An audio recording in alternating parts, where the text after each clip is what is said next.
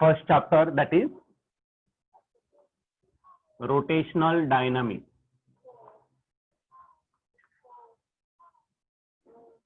Okay, rotational म्हणजे काय तर बॉडी काय होणार तर रोटेट होणार बरं का नाही.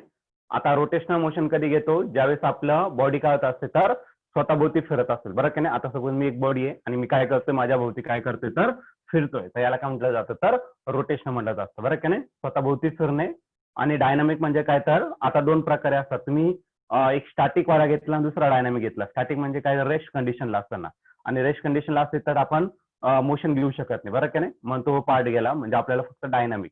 आता याचं कायनेटिक आणि कायनामेटिक असे दोन पार्ट पडतात बरं का नाही. पण आपण इथं डायनामिक म्हणजे काय तर मोशन मध्ये असणाऱ्या गोष्टी या ठिकाणी स्टडी करणार. ठीक आहे. रोटेशनलचा आता रोटेशनल स्वतःभोवती फिरत असेल तर ते रोटेशनल झालं, आणि तोच पार्टिकल जर दुसऱ्या भोवती फिरलं, रिव्हॉल्युशन जर कम्प्लीट केलं तर त्या प्रकारचं जे मोशन आहे ते काय असतं तर सर्क्युलर मोशन. तर सर्वात पहिले आपण रोटेशनल डायरेक्टली स्टार्ट करणार नाही. रोटेशनल आपला अर्धा पार्ट असेल, 50% आपला रोटेशनल मोशन, 50 पेक्षा जास्त पार्ट रोटेशनलचा आहे आणि काही पार्ट जो आहे तो सर्क्युलरचा आहे. तर मी या ठिकाणी स्टार्ट करतोय सर्क्युलर मोशन. बेसिक एकदम कन्सेप्ट आपण या ठिकाणी डिस्कस करणार आणि नंतर पुढे स्टार्ट करू. ठीक आहे. फर्स्ट पॉईंट घ्यायचा दॅट इज सर्क्युलर मोशन. त्याच्या आधी मोशन सर्वांना माहिती आहे काय, तर ते काय मी सांगत बसत नाही. तर कोणत्या कोणत्या प्रकारचे मोशन असतात त्याच्याकरून आपण सर्क्युलर मोशन घेऊ शकतो. पहिलं जे मोशन आहे that is called as linear motion. Okay, first motion is called as linear motion. Linear म्हणजे काय तर एका स्ट्रेट डायरेक्शन मध्ये जाणार आणि त्याच डायरेक्शन मध्ये तो रिटर्न येणार बरं का नाही, स्ट्रेट लाईन मध्ये. If motion of particle along a straight line, okay, एका सरळ लाईन मध्ये जर होत असेल then it is called as linear motion. किंवा त्याला काय म्हटलं जातं तर रेक्टिलिनियर. सरळ जाणार, सायकल चालवता तुम्ही, सरळ चालले, रस्ता सरळ एकदम आणि स्ट्रेट जाणार बरं का नाही, कुठे टर्न घेणार नाही. तर त्या प्रकारचं जे मोशन आहे that is called as linear motion. ते माहिती आहे तुम्हाला. आता याच्यानंतर पुढचा जो आहे, सपोज एक पार्टिकल आहे तो काय गेला तर सरळ गेला, म्हणजे झालं कोणतं मोशन तर लिनियर मोशन. त्यानंतर काही पार्टला बघा तुम्हाला काय करायचं आहे, एखाद्या ठिकाणी टर्न घ्यायचा, तर तेवढ्या पार्ट मध्ये तुम्ही काय करता, असा कर्व पाथ काय करता ट्रेस करत असतात, राईट ना.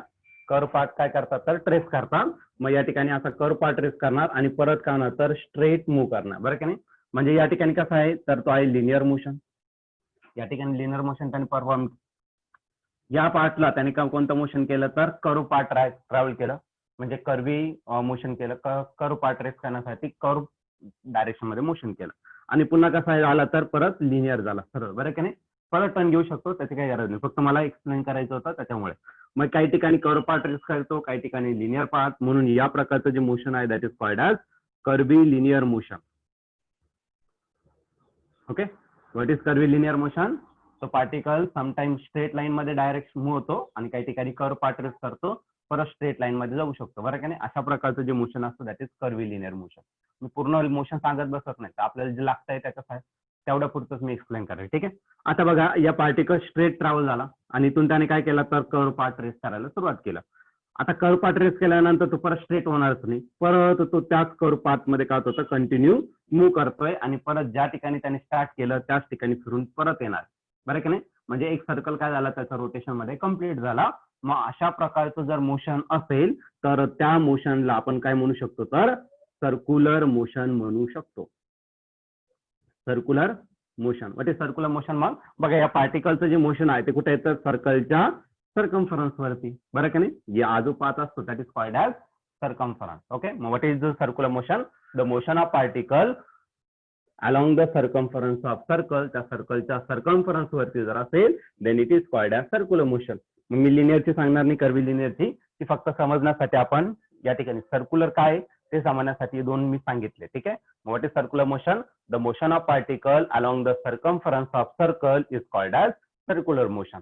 आता बघा मी काही एक्झाम्पल देतो सर्क्युलर मोशनचे, त्यानुसार मग आपण एक्सप्लेन करू. ठीक आहे. तर फर्स्ट एक्झाम्पल बघा, तुम्ही केमिस्ट्रीमध्ये एखादा एलिमेंट घेतला तर सेंटरला काय असणार आहे न्यूक्लियस, आणि या न्यूक्लियसच्या अराउंड इलेक्ट्रॉन काय होतात कंटिन्युअसली सर्क्युलर ऑर्बिट मध्ये रिव्हॉल्व होतात. मग या इलेक्ट्रॉनचं जे मोशन आहे ते असणार आहे अलॉंग द सर्कम्फरन्स. म्हणून या प्रकारचं जे मोशन आहे ते कोणतं असतं तर सर्क्युलर मोशन. मग पहिलं एक्झाम्पल येता येईल electron revolve around the nucleus. Okay, electron काय म्हणतात त्याला अलॉंग द सर्कम्फरन्स वरती मूव्ह होतात न्यूक्लियसच्या अराउंड, ते झालं सर्क्युलर मोशन, इलेक्ट्रॉनचं मोशन. ठीक आहे. तर एक एक्झाम्पल आपली अर्थ आहे, अर्थ पण काय करत असते रे सनच्या अराउंड काय करते तर रिव्हॉल्युशन कम्प्लीट करते. रिव्हॉल्युशन म्हणजे रिव्हॉल्युशन आणि रोटेशन या दोघांमधला फरक आहे. ओके, रोटेशन कधी जर स्वतःभोवती फिरत असेल, अर्थ बघा अर्थ स्वतःभोवती फिरते बरं की नाही, मग ते कोणतं मोशन झालं तर ते आलं तुमचं रोटेशनल मोशन झालं. आणि अर्थ सनच्या अराउंड रोटेट होते ते कोणतं झालं तर सर्क्युलर मोशन.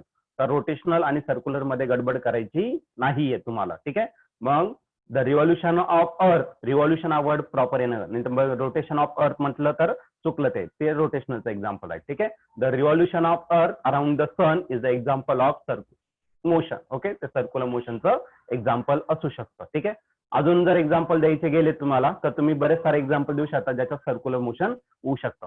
आता एक एक्झाम्पल देतो मी तुम्हाला,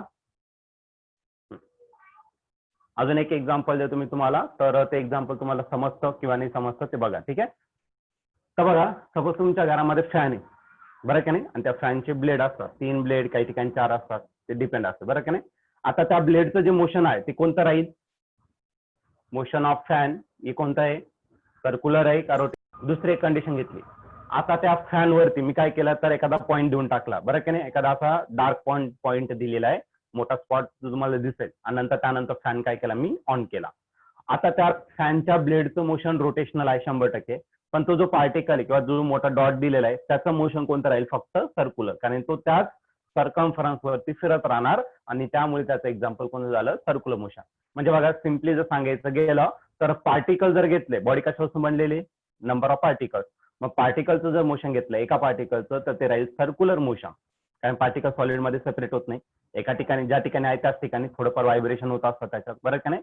मग पार्टिकलचं जे मोशन आहे ते कोणतं राहतं तर सर्क्युलर मोशन. आणि जर सपोज त्याच केसमध्ये बॉडी जर घेतलं तर बॉडीचं मोशन कोणतं राहतं तर रोटेशनल राहतं. म्हणून आपल्याला दोन्ही याचा स्टडी करायचा आहे, तर रोटेशनलचा पण स्टडी करायचा आणि सर्क्युलरचा पण स्टडी करायचा. पण प्रिव्हियस इयर मध्ये तुम्हाला किंवा लास्ट इयर किंवा त्याच्या आधीचा जो सिलेबस होता तर त्यामध्ये तुम्हाला सर्क्युलर वेगळा दिला होता, रोटेशनल वेगळा दिला होता. आता इथं एकत्र केलंय, दोघांच्या रिलेशन नुसार या ठिकाणी आपण डिस्कस करणार आहे. ठीक आहे, तर हा एक पॉईंट झाला. आणखीन पुढे अजून एक्झाम्पल देऊ शकतात, ते मेरी गो राऊंड असतं बघा. मेरी गो राऊंड काय, तर जत्रेमध्ये गेल्यानंतर ते लहान मुलं असतात बघा, ते पाण्यावर पाळणा असतो त्याच्यावरती खेळत असतात बरं की नाही. तर त्या मेरी गो राऊंडचं मोशन कोणतं राहील, रोटेशनल राहील. पण ते जे लहान लहान मुलं बसलेले, चिल्ड्रन्स बसलेले त्याच्यावरती, त्या प्रत्येक मुलाचं जे मोशन राहील ते कोणतं राहील तर सर्क्युलर राहील. कळलं, पूर्ण मेरी गो राऊंडचं कोणतं एक्झाम्पल तर पूर्ण मेरी गो राऊंडचं एक्झाम्पल रोटेशनलचं. आणि ते चिल्ड्रन जे आहे त्याच्यावर अराउंड मूव्ह होत आहे ते कोणतं असेल तर तुमचं सर्क्युलर मोशनचं एक्झाम्पल तुम्ही या ठिकाणी घेऊ शकता. आता आपण फक्त डिस्कस केलं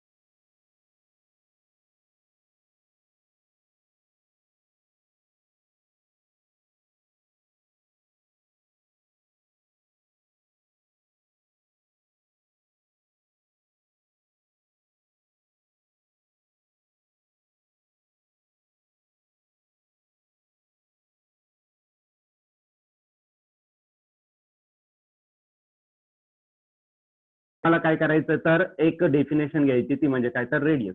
सर्वांना सर्कल माहिती आहे आणि रेडियस पण माहिती आहे. म्हणजे रेडियस सेंटर पासून तर सर्कम्फरन्स वरती एखादा पार्टिकल आहे किंवा कोणताही पार्टिकल तिथपर्यंत जर मी डिस्टन्स जर घेतलं किंवा जर किंवा मग डेफिनेशन काय लिहिता येईल, a line drawn from centre of circle, centre of circle पासून to the position of particle. हा पार्टिकल आहे, पार्टिकल कुठेतरी पोझिशन आहे त्याची या ठिकाणी. ठीक आहे, to the position of particle कुठे, on the circumference of circle is called as radius. Clear आहे, रेडियसचे डेफिनेशन सर्वांना माहित असेल, ही जास्त एक्सप्लेन करायची गरज नाही. A line drawn from centre of circle to the position of particle on the circumference of circle is called as radius. तर त्याला काय म्हटलं जातं तर रेडियस या ठिकाणी आपण म्हणणार आहे. इज दॅट क्लिअर, रेडियस समजली.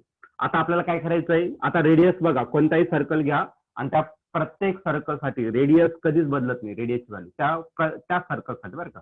दुसरा सर्कल घेतला तर रेडियस त्या सर्कलसाठी कॉन्स्टंट राहील, वेगळी राहील पण कॉन्स्टंट राहील.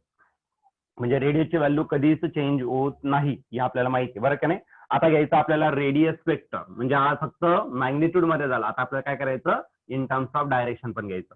आता सपोज पार्टिकल ए पोझिशनला आहे, त्याची डायरेक्शन इकडे. समजा आता पार्टिकल सर्क्युलर मोशन करतोय, तो एच ठिकाणी राहणार का, तर नाही. तर दुसऱ्या काही टायमानंतर तो कुठे जाणार, तर move to the next position, B पोझिशनला गेला. आणि त्या ठिकाणी जर मी एक लाईन ड्रॉ केली, ओके, त्या ठिकाणी जर मी लाईन ड्रॉ केलं तर त्याची डायरेक्शन काय झाली, तर चेंज झाली. म्हणजे याचा अर्थ काय, ही रेडियस काय, तर त्याची डायरेक्शन चेंज होणार आहे. मॅग्निट्यूड तर सारखंच आहे, पण त्याची डायरेक्शन प्रत्येक पॉइंटला जसं जसं मोशन होणार आहे तशी तशी त्याची डायरेक्शन काय होणार, चेंज होणार. समजा हा पार्टिकल परत दुसऱ्या पोझिशनला गेला, सपोज सी ला गेला, तर याची डायरेक्शन परत बदलणार. परत पुढच्याला गेला तर डायरेक्शन बदलत राहणार. म्हणजे हा काय, तर एक वेक्टर आहे. आता मी रेडियसची डेफिनेशन काय सांगितली होती, a line drawn from centre of circle to the position of particle is called radius. आता मला वेक्टर घ्यायचं आहे, मी इथं लाईनच्या जागी मी काय करणार, तर वेक्टर कन्सिडर करणार. ओके, एक वेक्टर तुम्हाला या ठिकाणी ड्रॉ करायचं. A vector drawn from centre of circle to the position of particle on the circumference of circle is called as radius vector. Is that clear? What is radius vector? A vector drawn from center of circle to the position of particle. आणि हा position कुठे पार्टिकलचा, circumference वरती. Okay, the vector drawn from center of circle to the position of particle is called as radius vector. आणि तो नेहमी कशाने pen केला, तो आर बार. वेक्टर आहे म्हणून त्याला बार द्यायचं. जर तुम्ही वेक्टर मध्ये नाही घेतलं तर सिम्पली आर करू शकता. सपोज तुम्हाला वेक्टर वरतीच कॉन्सन्ट्रेट करायचं, तर तुम्हाला काय करावं लागेल, तर आर बार या ठिकाणी द्यावाच लागेल. ओके, हा पॉईंट झाला. आता दुसरा एक वर्ड आहे तो म्हणजे काय, तर पोझिशन.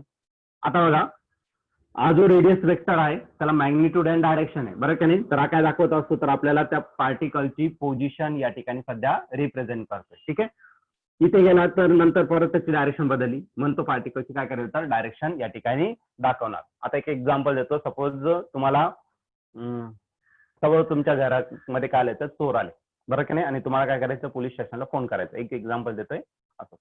आता पोलीस जो आल्यानंतर पोलीस स्टेशन पासून सपोज तुमचं घर आहे की 5 किलोमीटर वरती, बरं की नाही, आणि तुम्ही जर तिथे गेलात, त्या आता चोराची तुम्हाला पोझिशन सांगायचं, तर तुम्ही पोलीस स्टेशनला फोन केल्यानंतर तुम्ही काय करणार, की आमच्या घरामध्ये चोर आलेले, तुम्ही या, आणि माझं घर तुमच्या पोलीस स्टेशन पासून 5 किलोमीटर आहे, तर तुम्ही या असं म्हटलं तर मग पोलीस कधीच येऊ शकत नाही तुमच्या घरातनं, बरं की नाही. तर तुम्हाला काय करावं लागेल, तर त्याची डायरेक्शन सांगावं लागेल, बरं की नाही. म्हणजे कोणतं तरी एक पोझिशन सांगावं लागेल तुम्हाला, तरच पोलीस तुमच्या घरापर्यंत पोहोचू शकतात. जर तुम्ही फक्त म्हटलं 5 किलोमीटर, तर तो 5 किलोमीटर सपोज पोलीस स्टेशन आहे, तर पिंपळगावच्या चारही बाजूला 5 किलोमीटर आहे, मग कुठे कुठे जाणार ते पोलीस, तर त्यापेक्षा तुम्ही काय करणार, तर त्याची एक्झॅक्ट पोझिशन जर सांगितलं तर ते या ठिकाणी रिप्रेझेंट करताय. ठीक आहे, मग या ठिकाणी पण काय करताय, तर हा जो आहे त्याला मॅग्निट्यूड पण आहे आणि प्लस डायरेक्शन आहे. म्हणजे पर्टिक्युलरली आपल्याला त्या पार्टिकलची काय भेटते, तर पोझिशन भेटते, कळलं का नाही. डायरेक्शन आहे, डायरेक्शन बदलली तर पार्टिकलची दुसरी पोझिशन भेटेल.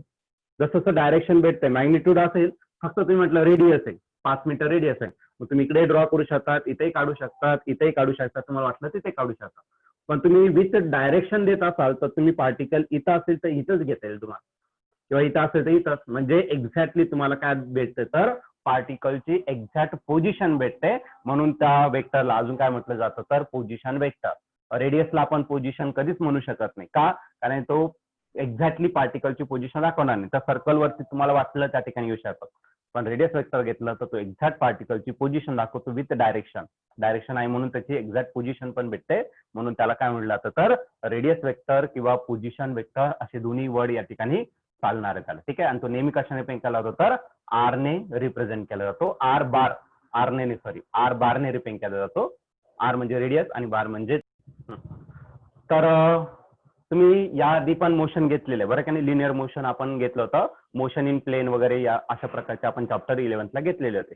तर ते स्टार्ट करताना सर्वात पहिले आपण डायरेक्टली मोशनने स्टार्ट केलं, तर सर्वात पहिली पोझिशन काय असतं, तर ते सांगितलं होतं आपण. त्यानंतर डिस्प्लेसमेंट घेतलं होतं, ओके, आणि त्यानंतर आपण काय घेतलं होतं, वेलॉसिटी, ऍक्सेलरेशन या प्रकारच्या क्वांटिटी घेतल्या होत्या. मग एका डायमेन्शन मध्ये पण घेतलं होतं, 2 डायमेन्शन मध्ये पण घेतलं होतं, बरं का नाही. सध्या तरी 2 डायमेन्शन मध्ये घेतलं होतं, प्लेन मध्येच होतं तुम्हाला, तर त्या प्रकारे आपण डिस्कस केलं. म्हणजे या चॅप्टर मध्ये पण आपल्याला काय करायचं, तर सर्व क्वांटिटी स्टडी करायचं आहे, पोझिशन पासून डिस्प्लेसमेंट, वेलॉसिटी आणि ऍक्सेलरेशन. पण एक अशामध्ये तर सर्क्युलर मोशन म्हणजे अँग्युलर होणार, बरं का नाही. तिथं लिनियर होतं, आता इथं अँगल मध्ये काहीतरी डिस्क्रिप्शन होणार आहे, मोशन अँगल मध्ये होते, कळलं का नाही. त्याच्यामुळे आपण काय करणार, तर अँग्युलर या ठिकाणी सर्व डिस्कस करणार. तर या प्रकारे, तर या ठिकाणी सर्वात पहिली पोझिशन झाली ती म्हणजे अरे पोझिशन वेक्टर, तर पोझिशन झालं. आता आपल्याला काय करायचं डिस्प्लेसमेंट, पण तो अँग्युलर घ्यायचा आहे तुम्हाला. मग सर्वात पहिले मी काय करणार तर angular displacement.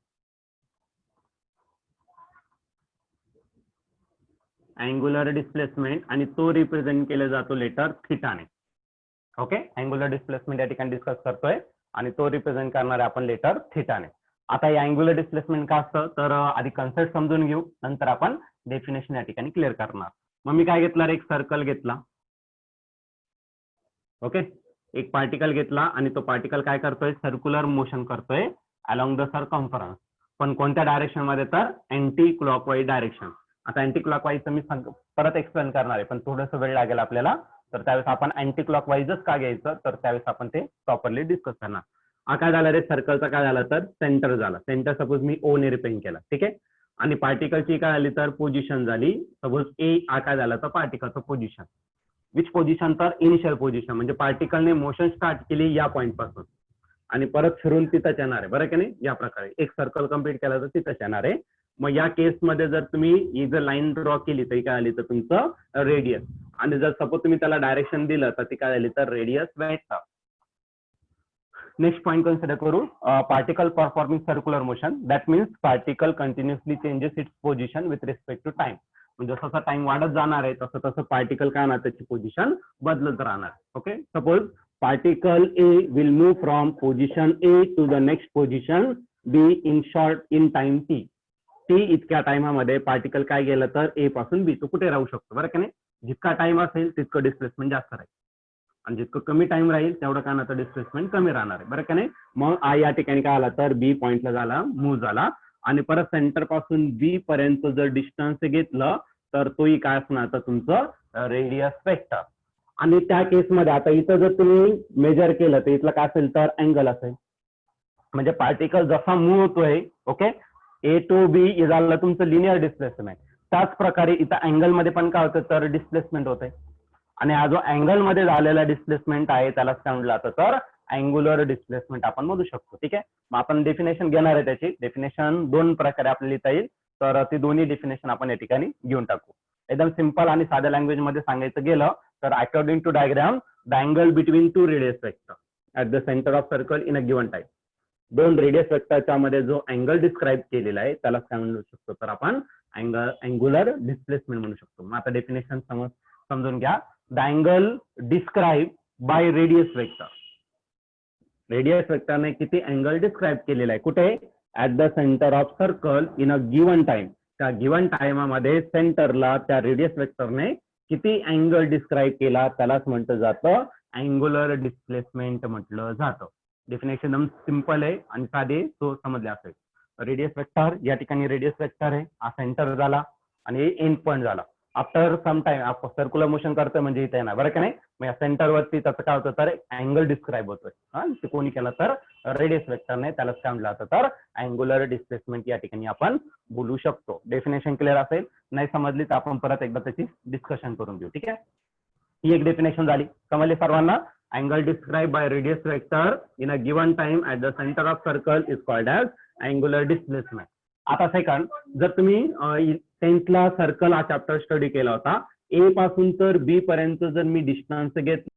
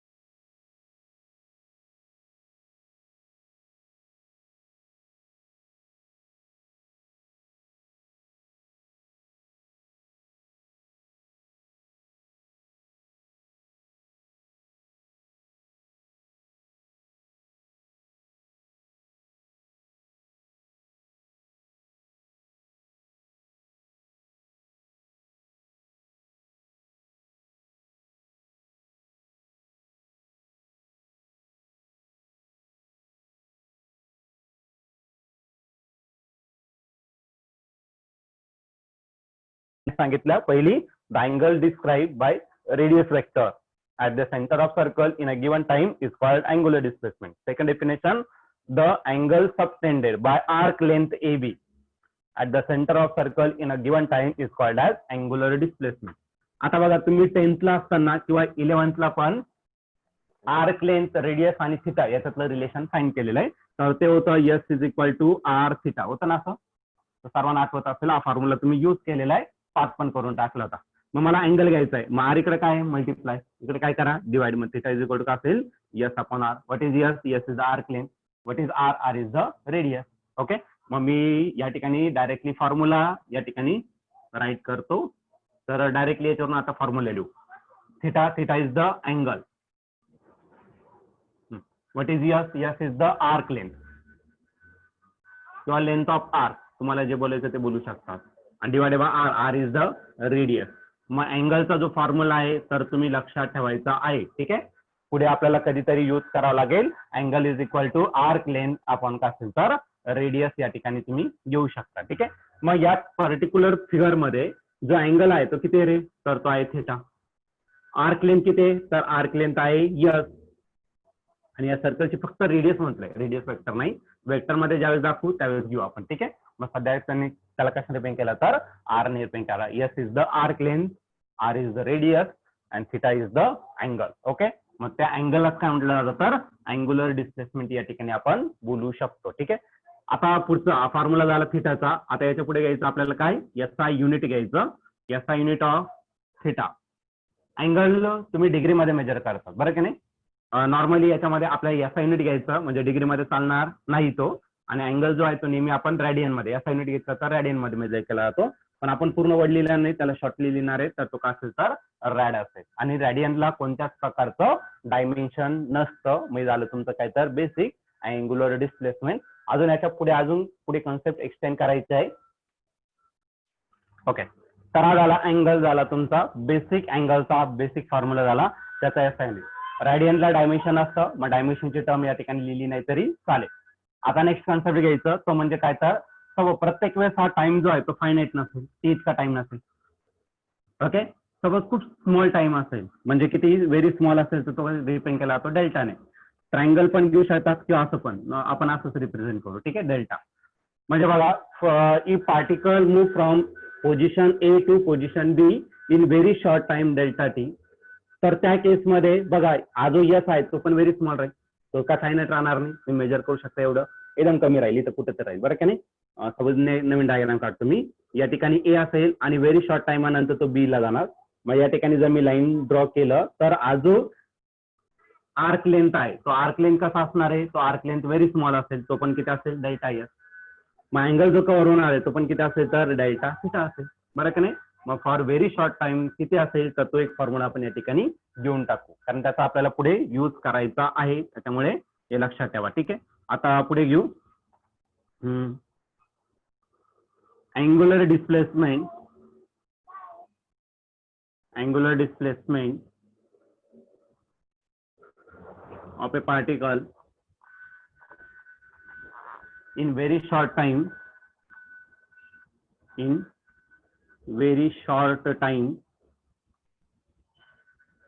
Delta T. Delta T इतक्या स्मॉल टाइमामध्ये जर अँगुलर डिस्प्लेसमेंट आपल्याला फाइंड करायचं असेल तर त्या केसमध्ये काय होणार ते बघू. ठीक आहे, मग या केसमध्ये अँगल आहे, अँगल किती कव्हर केला जातो तर व्हेरी स्मॉल, तो असेल तुमचा डेल्टा थिटा. त्यानंतर आर्क लेंथ आहे, आर्क लेंथ पण कसं होणार आहे, स्मॉलच असणार आहे, म्हणजे तो कशामध्ये झाला तर डेल्टा S झाला. आणि रेडियस, रेडियस किती राहील तर रेडियस राहील तुमचं R. बघा मी पहिले सांगितलं होतं सर्कलची रेडियस कधी बदलत नाही. मग या ठिकाणी बदलणाऱ्या कोणत्या क्वांटिटी आहे तर थिटा आणि S बदलू शकतो बरं की नाही आर्क लेंथ. पण सर्कलची रेडियस बदलली का, पहिले जेवढी होती तेवढीच आहे नाही का. सर्कलची रेडियस कधीच बदलणार नाही, म्हणून चुकूनही तिथं डेल्टा R असं लिहायचं नाही. तर बरेच जण डेल्टा R सगळं डेल्टा करायचं, तर सर्व डेल्टा करून टाकतात. ठीक आहे, तर तो तुम्हाला थोडंसं तुमच्या बुद्धीचाही वापर करावा लागेल. ठीक आहे, मग या ठिकाणी रेडियस कधीच बदलणार नाही, तो काय घेतला तर R घेतला. आज आला तुमचा पहिला बेसिक फॉर्म्युला आणि आज आला तुमचा सेकंड नंबरचा फॉर्म्युला जर टाइम शॉर्ट असेल, खूपच छोटा टाइम असेल तर. ओके, तर हे झालं दोन्ही जे घेतले आपण स्केलर मध्येच घेतले. आता आपण शेवटचा घेऊ जो कशामध्ये असेल तर वेक्टर मध्ये असेल. ठीक आहे, अँग्युलर डिस्प्लेसमेंट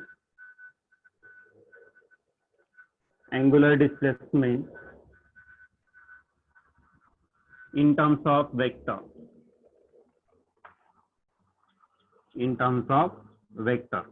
सगळं तुम्हाला वेक्टर मध्ये जर रिप्रेझेंट करायचं असेल तर कसा तो रिप्रेझेंट करणार इन टर्म्स ऑफ वेक्टर मध्ये रिप्रेझेंट करायचं असं बघू. ठीक आहे, आता बघा बरेच जण एकदम सिंपल करणार. काय हा फॉर्म्युला आहे ना, सपोज हा डेल्टा थिटा आहे is equal to delta S upon R. याला वेक्टर मध्ये घ्यायचं तर रेडियस वेक्टर झाली, डिस्प्लेसमेंट ए पण वेक्टर झालं, आर्क लेंथ म्हणजे डिस्प्लेसमेंट झाली, ए पासून बी ला झाला एवढं डिस्प्लेसमेंट, आणि डेल्टा थिटा असं लिहून मोकळून आर. बरं की नाही, पण तुम्हाला माहित असलं पाहिजे डिनॉमिनेटरला जर एखादी टर्म असेल तर तो कधीच वेक्टर मध्ये रिप्रेझेंट केला जात नाही.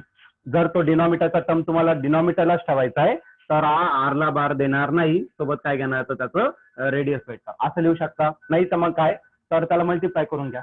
ही मेथड जर नसेल, ही मेथड आपण सहसा अप्लाय करणार नाही. ठीक आहे, तर दुसरी मेथड काय, तर जर मल्टिप्लिकेशन असेल तर तिथं वेक्टर देऊ शकतात. ओके, मल्टिप्लिकेशनला वेक्टर देऊ शकतात, पण डिवाइड असेल तर त्याला वेक्टर कधीच रिप्रेझेंट केला जात नाही. आयदर तो रेडियस वेक्टर युनिट वेक्टर मध्ये रिप्रेझेंट केला जातो, नाही तर मग मल्टिप्लाय करून घ्यायचं. ठीक आहे, मग एक काम करा, याला काय करा, आधी सिम्प्लिफाय करून घ्या, मल्टिप्लाय करून घ्या. आर इकडे काय डिवायडेड, इकडे काय करता येईल, मल्टिप्लाय करता येईल. बरं की नाही, कारण पुढच्या टर्म आपल्याला त्याच प्रकारे अरेंज करायचं, त्यामुळे आर इकडे डिवायडेड, इकडे काय केला मल्टिप्लाय, म्हणजे करायला डेल्टा थिटा आणि या ठिकाणी राहिला तुमचा आर. डेल्टा थिटाला आर ने मल्टिप्लाय केलं, इथे रिमेनिंग करायला डेल्टा एस इकडे लिहून टाकू. क्लिअर आहे. रेडियस कोणती आहे तर ती आहे वेक्टर. अँग्युलर डिस्प्लेसमेंट आहे म्हणून ती पण वेक्टर, आणि हा लिनियर डिस्प्लेसमेंट आहे तो पण काय तर वेक्टर. म्हणजे या ठिकाणी तीनही क्वांटिटी तुमच्या कोणत्या आहे तर वेक्टर क्वांटिटी आहे. तीनही क्वांटिटी कोणत्या आहे तर वेक्टर आहे. मग आता मला या दोघांमध्ये प्रोडक्ट घ्यायचं आहे, मल्टिप्लिकेशन आहे. तर वेक्टर मध्ये दोन प्रकारचे प्रोडक्ट असतात, एक असतं तुमचं स्केलर प्रोडक्ट म्हणजे डॉट प्रोडक्ट, दुसरा आहे तुमचा वेक्टर प्रोडक्ट म्हणजे क्रॉस प्रोडक्ट. बरं का नाही, मग कोणत्या ठिकाणी तुम्हाला कोणता यूज करायचा ते तुम्हाला माहित पाहिजे. तर या पर्टिक्युलर केसमध्ये मला कोणता प्रोडक्ट चालेल, क्रॉस चालणार का डॉट चालणार, तर एक्सप्लेन करतो. जर दोन क्वांटिटी तुमच्या वेक्टर आहे आणि त्यांचा प्रोडक्ट घ्यायचा आहे आणि रिझल्टंट क्वांटिटी पण तुमची वेक्टर येत असेल, देन या ठिकाणी आपल्याला क्रॉस प्रोडक्टच घ्यावं लागेल. आणि इथं घेतलं होतं आपण फर्स्ट वेक्टर आहे, सेकंड पण वेक्टर आहे, पण रिझल्टंट कोणती आहे तर ती आहे स्केलर वर्क डन. बरं की नाही, मग त्या केसमध्ये तुम्हाला डॉट देणं गरजेचं आहे, या केसमध्ये तुम्हाला क्रॉसच घ्यावा लागेल. ठीक आहे, तर हे झालं तुमचा बेसिक. या ठिकाणी आपण ऑलमोस्ट ऑल टाइप्सचे रिप्रेझेंटेशन दाखवले तुम्हाला, फायनाईट पण दाखवला, स्मॉल पण दाखवला, आणि वेक्टर मध्ये पण या ठिकाणी आपण काय केलं तर रिप्रेझेंट केला. या डायग्राम मध्ये हा जो पार्ट दाखवलेला आहे ते दाखवायची काही गरज नाहीये तुम्हाला. तर या प्रकारे आपण काय करू शकतो तर अँग्युलर डिस्प्लेसमेंट घेऊ शकतो. ठीक आहे, तर दोन डेफिनेशन आहे, त्या दोन्ही डेफिनेशन आपण डिस्कस करू. त्याच्यात कोणाला डाऊट असेल तर त्याने लगेच विचारून घ्यायचं.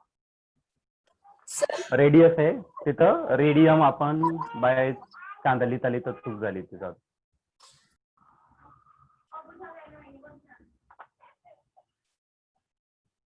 Angular velocity, it is represented by letter omega. Okay, जसं लिनियर वेलॉसिटी v ने रिप्रेझेंट केला जातो तसं अँग्युलर रिप्रेझेंट केला जातो ओमेगा ने रिप्रेझेंट केला जातो. आता लिनियर वेलॉसिटीची डेफिनेशन सर्वांना माहिती आहे. ओके, सांगा बरं काय, व्हॉट इज लिनियर वेलॉसिटी, म्हणजे वेलॉसिटी फक्त.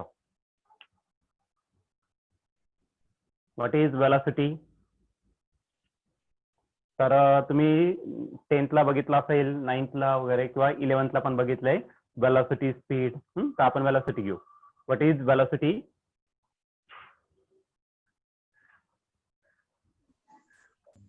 The rate of change.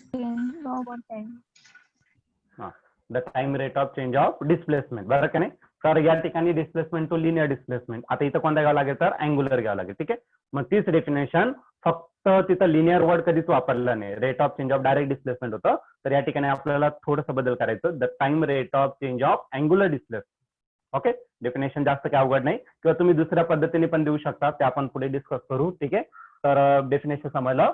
Change घ्यायचा आपल्या डिस्प्लेसमेंट मध्ये किती चेंज झाला आणि त्यात चेंज व्हायला टाइम किती लागला, याचा रेशो म्हणजे काय तर तुमचं angular displacement. Consider a particle performing circular motion in anti clockwise direction along the circumference of circle. Circumference वरती तो सर्क्युलर मोशन करतोय अँटी क्लॉकवाईज डायरेक्शन. सपोज मी इनिशियलीच कन्सिडर केलं पार्टिकल कुठे तर आज सेंटर घेतला, पार्टिकल इनिशियली कुठे तर पोझिशन ए ला. After some time particle perform करतोय circular motion, that mean particle after some time will move from A to next position that is B position.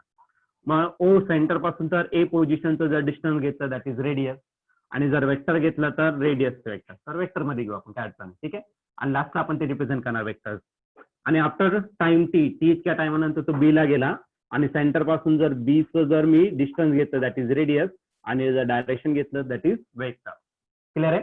मग या पर्टिक्युलर केसमध्ये ए पासून बी ला जाताना त्याने काहीतरी अँगल डिस्क्राईब केलाय at the centre of circle, that is angular displacement.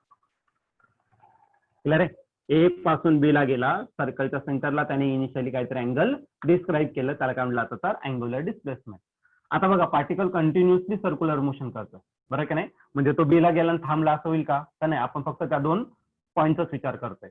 समजा आणखीन मोशन केलं त्याने, आणि आफ्टर शॉर्ट टाइम, सपोज मी खूप कमी टाइम घेतला, डेल्टा टी इतका टाइम घेतला, मग पार्टिकल बी पासून नेक्स्ट पोझिशनला जाणार, तो सपोज मी काय कन्सिडर केला तर सी कन्सिडर केला. नेक्स्ट पोझिशनला गेला तो सी पोझिशनला. मग सेंटर पासून सी पोझिशन म्हणजे तुम्हाला रिप्रेझेंट करेल काय तर रेडियस रिप्रेझेंट करेल, रेडियस वेक्टर. आणि जो अँगल या ठिकाणी डिस्क्राईब होणार आहे तो किती असेल तर व्हेरी स्मॉल अँगल, तो म्हणजे काय तर डेल्टा थिटा. म्हणजे ए पासून बी ला तो टी इतक्या टाइममध्ये गेला, नंतर आपण कन्सिडर केलं बी पासून सी कडे, तो काय तर व्हेरी स्मॉल टाइम, तो काय घेतला तर डेल्टा टी इतका कन्सिडर केला. ठीक आहे. मग आता प्रश्न असा आहे की या पर्टिक्युलर फिगर मध्ये इनिशियल अँगुलर डिस्प्लेसमेंट, टाइम तर भेटला आपल्याला, इनिशियल अँगुलर डिस्प्लेसमेंट किती असेल फिगर मध्ये, अँगुलर डिस्प्लेसमेंट किती असेल सुरुवातीचं इनिशियल.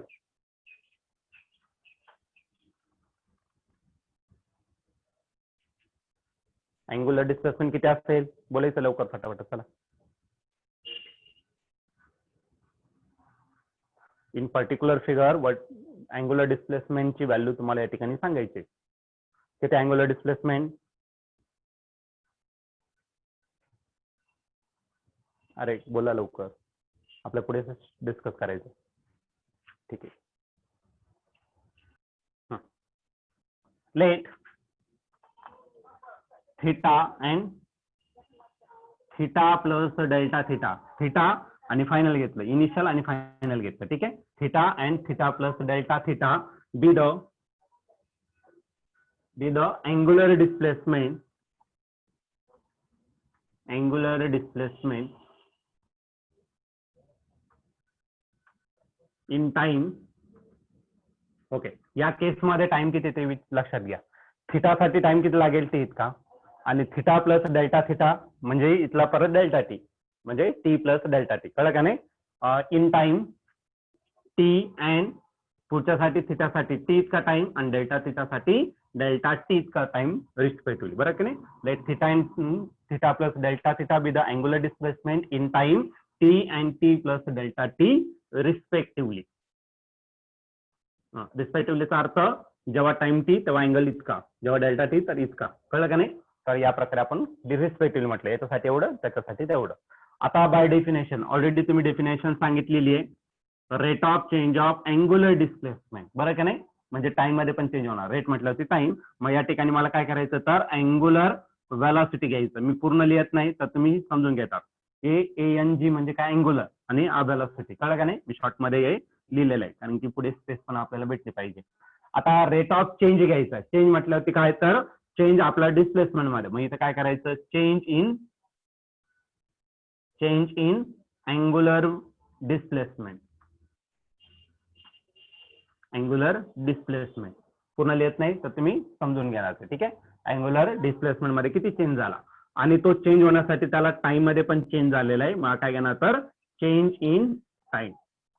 ओके. आता चेंज कसा काढला जातो तर फायनली किती आहे, शेवटी किती आहे आणि सुरुवातीला किती होता, या दोघांचा डिफरन्स म्हणजे आपल्याला चेंज काढता येईल. बरं का नाही. मग या ठिकाणी मी अँगुलर व्हेलॉसिटी रिप्रेझेंट करणारे लेटर ओमेगाने लिहिला. ठीक आहे. त्यानंतर चेंज काढायचा. मग इथं काय करणार तर final angular displacement minus initial angular displacement. Okay. Final किती होता त्याच्यातून इनिशियल काय केलं मायनस करून टाकलं. डिवाइड बाय काय घेतलं तर टाइम मध्ये पण चेंज आहे, final time minus initial time. Is that clear? मग ओमेगा तसाच लिहिणार. आता फायनल अँग्युलर डिस्प्लेसमेंट आहे theta plus delta theta. Put करायचं theta plus delta theta minus initial angular displacement only theta. Similarly final time आहे T plus delta T आणि initial जो time आहे तो किती येतं फक्त टी का. क्लिअर आहे? मग this plus theta minus theta cancel होणार, प्लस टी मायनस टी पण कॅन्सल होणार. मग जे रिमेनिंग राहिलं ते या ठिकाणी लिहू शकता तुम्ही. मग ओमेगा इज इक्वल टू काय झाला तर delta theta upon delta T. Clear आहे? What is delta? Delta is change. कशामध्ये चेंज? तर थिटामध्ये. आणि डेल्टा म्हणजे चेंज कशामध्ये तर टाइमामध्ये. ठीक आहे? मग तुम्ही डेफिनेशन जी सांगितली ती डायरेक्टली येत असणार, पण हा व्हेरी स्मॉल चेंज आहे. कळलं का नाही? जर तुम्ही फायनाईट जर घेतलं तर हा डेल्टाच्या जागी तुम्हाला डी घ्यावं लागेल. फायनाईट चेंज म्हणजे D theta upon D T डेरिव्हेटिव्हच्या टर्ममध्ये घ्यावं लागेल. आहे तुमचा पार्शियल डेरिव्हेटिव्ह, तो असेल तुमचा रेग्युलर डेरिव्हेटिव्ह. या प्रकारे तुम्हाला ते रिप्रेझेंट करायचं. ते बघू आपण कसं रिप्रेझेंट करायचं. सध्या फॉर्म्युला तुम्हाला समजला असेल. ओके. मग व्हॉट इज अँग्युलर डिस्प्लेसमेंट? तर तुम्ही सांगितली डेफिनेशन ती राईट आहे, ती लिहिली तरी चालेल. सोपी ती पण लिहून टाका. The time rate of change of angular displacement is angular velocity. किंवा the ratio of change in angular displacement to the change in time. Delta म्हणजे change. Change in angular displacement to the change in time is also angular velocity. किंवा अजून घेऊ शकतात change in angular displacement divided by change in time is angular velocity. तर एवढ्या लिहिण्यापेक्षा तुम्ही एकच लक्षात ठेवा जी तुम्ही सुरुवातीला सांगितलेली ती सोपी जाईल. ठीक आहे? आता पुढचा जो पॉइंट आहे तो म्हणजे काय, याचं युनिट घेणं गरजेचं असेल. SI unit of omega. ओमेगाचं काय करायचं आपल्याला या ठिकाणी SI युनिट या ठिकाणी आपल्याला डिस्कस करायचं. SI युनिट जर घेतलं तर अँगल मेजर करणार आहे कशामध्ये? अँगल मेजर केला जातो रॅडियन. इतकं आपण डिस्कस केलं. मग तुझा काय झाला तुमचा रॅड झाला. आणि टाइम मेजर करणार आहे सेकंड मध्ये. SI युनिट घेतलं तर सेकंड मध्ये. मग रॅड आणि पुढचं जे युनिट आहे ते काय झालं तर पर सेकंड. ओके. मग SI unit of omega is rad per second. आणि सपोज त्याचं काय घेतलं तुम्ही डायमेन्शन घेतले, डायमेन्शन ऑफ ओमेगा. तर रॅडियनला डायमेन्शन नसतं म्हणजे एल किती आला? एल 0 आला, एम पण 0 आला, पण टाइम आहे T⁻⁻1 घेता येईल. ठीक आहे? टी इनवर्स हे काय आलं तर तुमचं angular displacement dimension basic formula. हा फक्त बेसिक फॉर्म्युला झालाय. याच्या पुढे पण आपल्याला अजून डिस्कस करायचं. वेगवेगळ्या टर्म्स मध्ये आपण हे काय करणार तर रिप्रेझेंट करणार. ते महत्वाचे आहे पुढच्या डेरिव्हेशन साठी. Okay.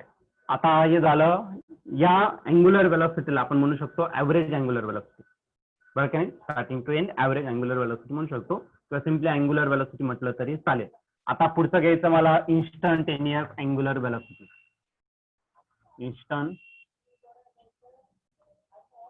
Instantaneous angular velocity.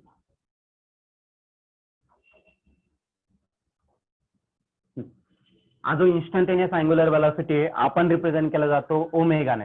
Okay.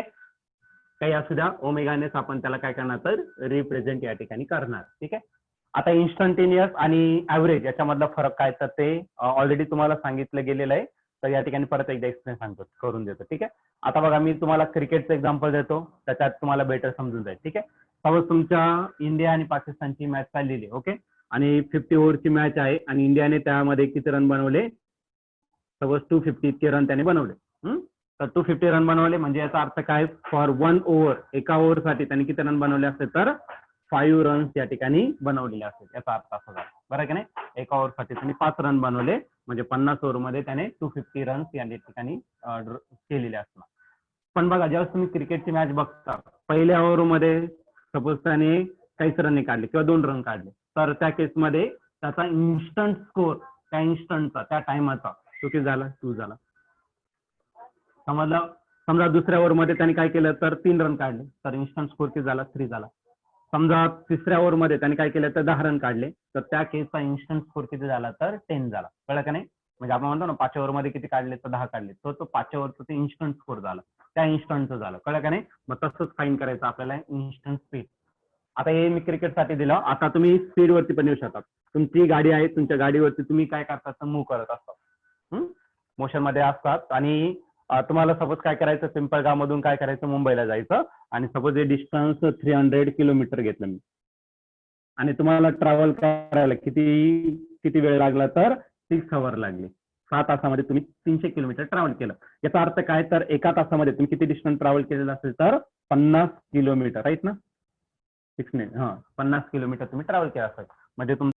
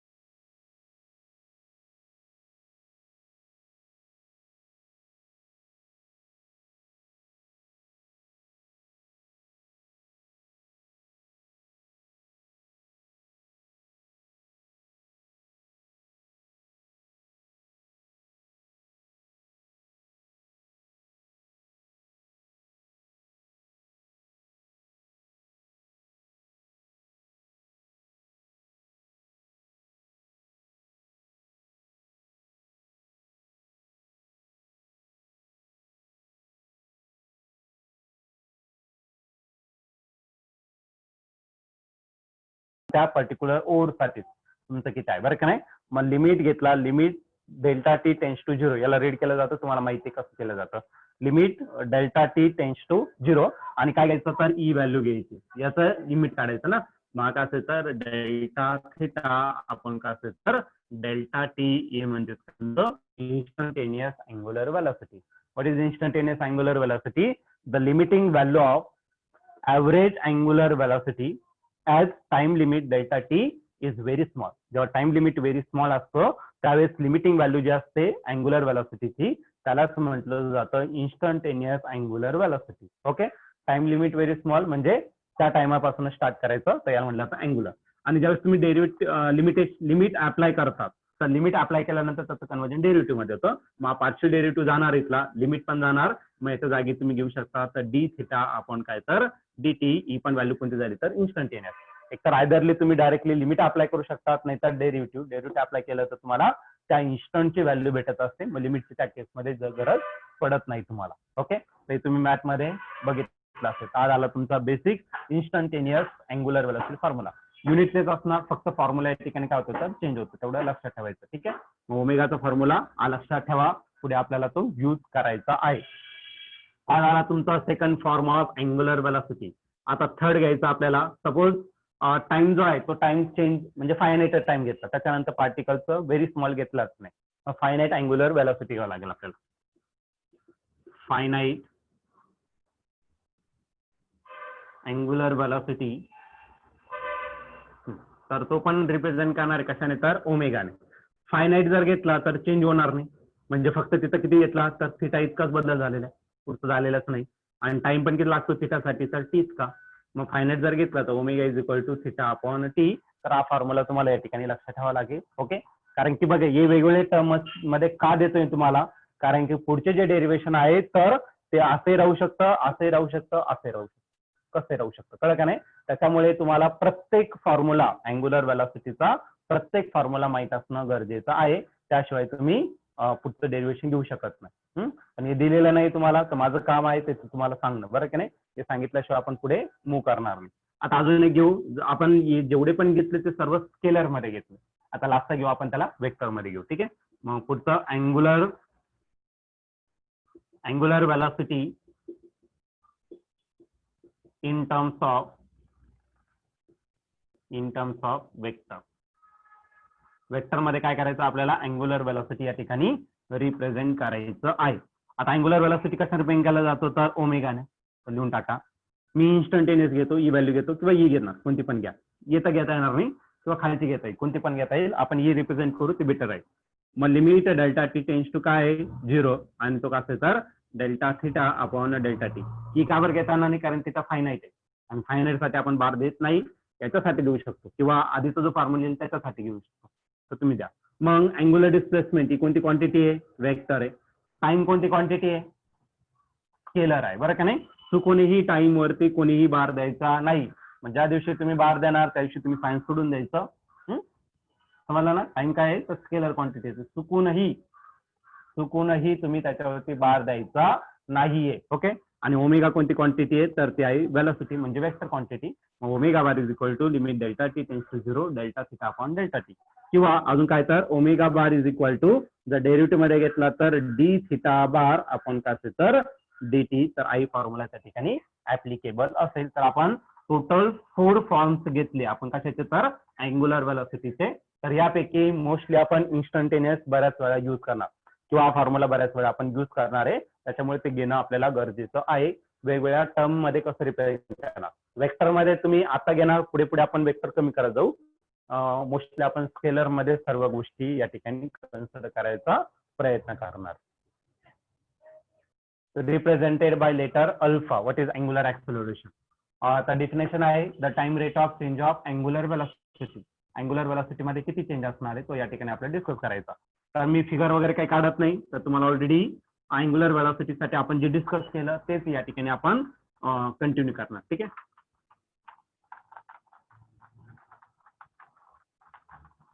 बघा आता व्हॉट इज अँग्युलर ऍक्सेलरेशन. तर त्यासाठी rate of change of angular velocity. मग अँग्युलर वेलोसिटी घेऊ let omega and omega plus delta omega be the angular velocity be the angular velocity. कोणत्या टाइमामध्ये in time t and t plus delta t respectively. Okay.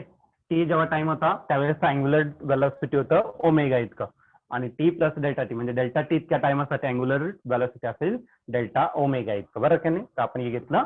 आता आपण डेफिनेशनचा use करू. By definition of angular acceleration. मग या ठिकाणी घेऊ आपण अँग्युलर ऍक्सेलरेशन. त्याची डेफिनेशन काय आहे. Rate of change of angular velocity. म्हणजे इथं चेंज घ्यायचं आपल्याला. Change in angular velocity divided by change in का असेल तर time. Okay. Angular acceleration represent केला जातो लेटर अल्फाने. आता चेंज काढायचा म्हणजे या ठिकाणी घ्यावं लागेल आपल्याला final angular velocity minus initial angular velocity divided bye आपल्याला टाइम घ्यायचा आहे. म्हणजे इथं काय असेल तर final time minus initial time. Okay. Final angular velocity आहे तुमचं किती ओमेगा प्लस डेल्टा ओमेगा इतकं मायनस इनिशियल अँग्युलर वेलोसिटी आहे फक्त ओमेगा इतकं. सिमिलरली टाइम पण तसाच आहे. फायनल टाइम आहे टी प्लस डेल्टा टी आणि इनिशियल टाइम आहे तुमचा T minus T plus T cancel minus omega plus omega cancel. मग रिमेनिंग करायला ते लिहून टाका delta omega upon delta T हे झालं तुमचा अल्फाचा बेसिक फॉर्म्युला. आता मला याचं काय करायचं. याचा युनिट घ्यायचं. याचा unit of angular acceleration alpha. आता ऑलरेडी आपण ओमेगाचं युनिट बघितलंय. ओमेगाचं युनिट काय आहे रॅड पर सेकंड आणि डिवाइडेड बाय काय परत सेकंड. टाइम आहे टाइम सेकंड मध्ये म्हणजे काय ना सेकंड इंटू सेकंड काय आला सेकंड स्क्वेअर झाला. म्हणजे याचं युनिट असते ते काय असतं तर रॅड पर सेकंड स्क्वेअर. हे झालं त्याचं युनिट झालं. याचा युनिट झालं. ठीक आहे. आता मला नेक्स्ट घ्यायचं तो म्हणजे काय तर dimension. Dimension of alpha. Dimension जर घेतला तर यल लेंथ नाही तिथं म्हणजे यल रेस टू 0. किलोग्राम म्हणजे मास पण नाही तो पण 0. टाइम आहे तर टी रेस टू किती असेल -2. रॅडियनला डायमेन्शन घेत नाही. रॅडियन साठी आपण डायमेन्शन घेत नाही अँगल साठी. बरोबर की नाही. तर त्याची काही गरज नाहीये. तर हे या प्रकारे तुम्ही रिप्रेझेंट करू शकता. म्हणजे याच्यामध्ये फक्त अँग्युलर डिस्प्लेसमेंट जी आहे ती फक्त डायमेन्शन लेस क्वांटिटी. बाकी दोन्ही टर्मला डायमेन्शन आहे. त्याला युनिट आहे पण डायमेन्शन नाही. ओके. यांना बाकीच्यांना युनिट पण आहे आणि डायमेन्शन पण आहे. हे झालं तुमचं अँग्युलर ऍक्सेलरेशन डेफिनेशन. तर तुम्ही 2-3 डेफिनेशन लिहू शकता पण सिंपल काय तर time rate of change of angular velocity. दुसरं definition the ratio of change in angular velocity to the change in time is also angular acceleration. किंवा change in angular velocity divided by time किंवा change in time is called angular acceleration. तर सोपी साधी लिहून टाकायचं. पहिली definition आपण या ठिकाणी लिहिणार आहे. ओके. काय डाऊट आहे कोणाला. नेक्स्ट इन्स्टंटेनियस घ्यायचं. आता पुढचा टायटल टाका, इन्स्टंटेनियस अँग्युलर ऍक्सेलरेशन.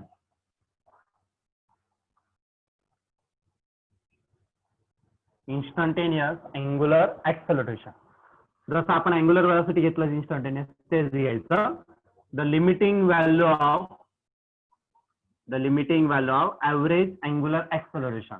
आणि ऍव्हरेज अँग्युलर ऍक्सेलरेशन काय तर delta omega upon delta T as the time limit delta t become extremely small. Okay, the limiting value of average angular acceleration as the time limit delta t becomes extremely small is called as angular acceleration alpha. जर तुम्ही limit apply केलं तर derivative मध्ये convert होईल. म्हणजे काय करायचं तर डी ओमेगा अपॉन काय असेल तर डी टी आपण तुमचा ओमेगा अल्फाचा फॉर्म्युला राहील. क्लिअर आहे.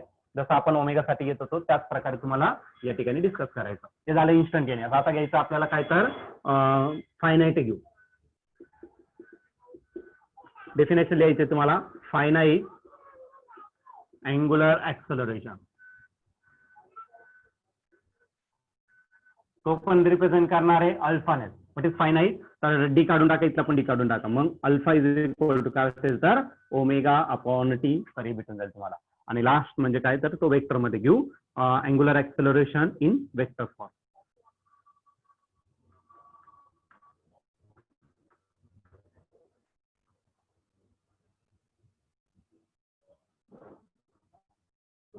वेक्टर फॉर्म मध्ये काय करायचं आपल्याला, अँग्युलर ऍक्सेलरेशन रिप्रेझेंट.